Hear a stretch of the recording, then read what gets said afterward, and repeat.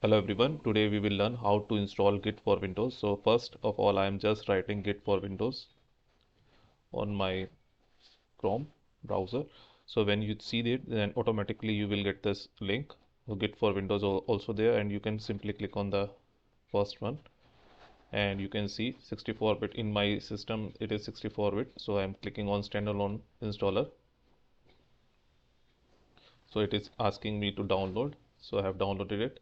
Depending upon the speed of your internet, it will download. It will take some time, and as you can see, it is taking some time.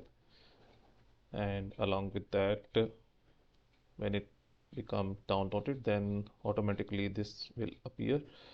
And when I click on this, so for example, I am running it because I am the administrator, so I can simply get my thing automatically. Otherwise you can go towards download and click on right click on that particular thing and you will get that same thing as an administrator.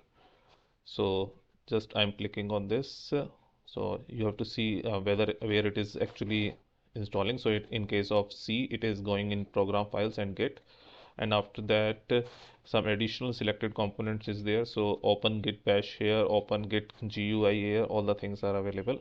So I've just make this thing as such. So it is same browser Git, and Vim here it is using Vim, which is by default, or you can also use other thing that is known as Atom or other things based upon your availability of that thing. So let Git decide or override the default range, so same as it is now. Use in this case use Git from the Git Bash only, Git from command line from third party, Git use Unix from command prompt. Recommended is there, so in this case we are not changing anything. So in this case the options add only some minimal GIF wrappers to your path and the Unix tools. You will be able to get the base. Next, this is same. Use window. We are not using open SSH, so use bundled. In this case we are using Windows Secure Channel Library, and in this case Windows style checkout lining, Windows default console.